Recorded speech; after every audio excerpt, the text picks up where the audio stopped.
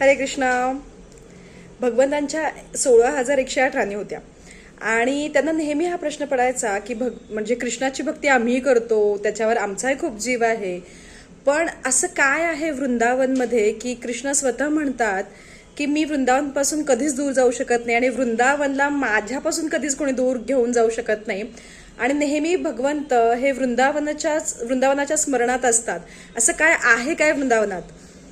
तर त्यांना असं वाटतं की ह्या प्रश्नाचं उत्तर आपल्याला कोण देणार, आणि त्या याच्याबद्दल विचार करत असतात.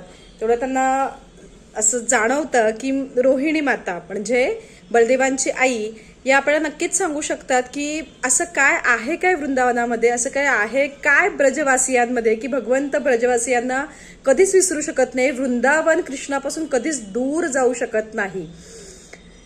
तर ते रोहिणी मातांकडे जातात आणि त्यांना ते विनंती करतात की प्लीज आम्हाला सांगा की असं काय आहे काय वृंदावनात की भगवंत नेहमी वृंदावनाच्या स्मरणात असतात. रोहिणी माता तयार होतात की ठीक आहे, मी तुम्हाला वृंदावनाच्या सगळ्या स्टोरीज सांगायला तयार आहे, सगळ्या कथा सांगायला तयार आहे, पण माझी फक्त एकच शर्त आहे की मी ह्या कथा सांगत असताना दाराजवळ कुणाला तरी थांबावं लागेल आणि श्रीकृष्ण आणि बलराम हे दोघं जण या कथा ऐकणार नाही याची काळजी घ्यावी लागेल. जर त्यांनी या कथा ऐकल्या वृंदावनाच्या तर ते पूर्णपणे वृंदावनाच्या स्मरणात निघून जातील.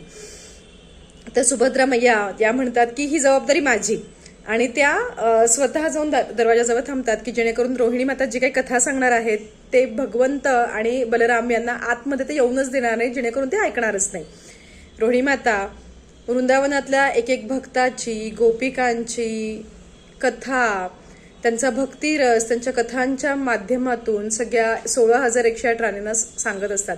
इकडे सुभद्रा मैया सुद्धा ह्या सगळ्या कथा ऐकत असतात. त्या प्रत्येक कथेतला भक्ताचा भगवंतांप्रती असलेला भाव, भगवंतांप्रती असलेलं समर्पण ऐकून सगळ्या राणी आणि स्वतः सुभद्रा मैया अगदी समाधी अवस्थेत जातात. कारण तो भावच इतका प्रेममय आहे, इतकं प्रेम आहे, इतकं समर्पण आहे ब्रजवासियांचं भगवंतांप्रती की ते ऐकून अगदी सगळे जण निशब्द होतात. आणि तेवढ्या तिथे भगवंत श्रीकृष्ण आणि बलराम येतात. सुभद्रा मैयेला स्वतःलाच भान नसतं की कोण येतंय कोण जातंय, कारण त्या स्वतःच त्या कथांमध्ये पूर्णपणे बुडालेल्या असतात. भगवंत तिथे येतात आणि बलराम तिथे येतात. बलराम, सुभद्रा मैया आणि भगवंत श्रीकृष्ण स्वतः. रोहिणी माता इकडे कथा सांगत असतात, त्या सुद्धा कथा सांगण्यामध्ये पूर्णपणे एकरूप झालेल्या असतात.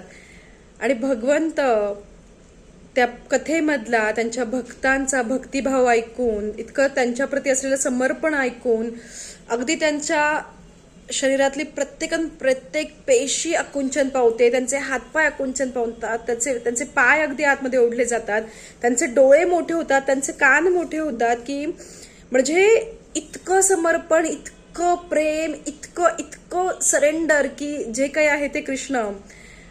आणि ह्या भक्तिभावामध्ये भगवंत पूर्णपणे एकरूप होतात, पूर्णपणे बुडून जातात.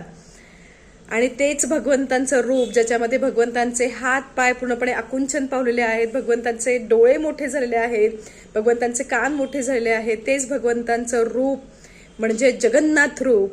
आणि भगवंत स्वतः म्हणतात की कलियुगातल्या माझ्या भक्ताला तारण्यासाठी, त्याला या भक्ती रसामध्ये पुढे नेण्यासाठी मी स्वतः ह्या जगन्नाथाच्या रूपामध्ये येत आहे. जगन्नाथ यांना पतित पावन असंही म्हणतात आणि हीच जगन्नाथ रथयात्रा सध्या चालू आहे. त्याच्यामुळे स्वतः भगवंत, स्वतः जगन्नाथजी ह्या रथावर विराजमान होतात आणि भक्तांना दर्शनासाठी बाहेर पडतात. तर येत्या 13 जुलैला ही रथयात्रा धायरी पुणे इथे आहे. ज्यांना शक्य आहे त्यांनी नक्की या असं म्हणतात. आणि याच्या खूप खऱ्या स्टोरी सुद्धा आहेत. जो भगवंतांचा रथ, जो जगन्नाथाचा रथ ओढतो तो भक्तीमध्ये खूप पुढे जातो आणि त्याच्या मनातल्या सगळ्या इच्छा पूर्ण होतात. मनापासून तुम्ही भगवंतांना जर कुठली इच्छा मागितली ना, जगन्नाथांचं काही मागितलं ना, तर जगन्नाथ इतके कृपाळू आहेत की ते भक्ताच्या प्रत्येक मागणीसाठी येतात आणि तिथे उभे राहतात.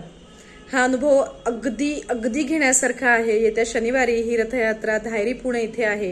याच्याबद्दलचे सगळे डिटेल्स मी खाली कमेंट्समध्ये देत आहे. काही डाऊट असेल तर you can any time ask me.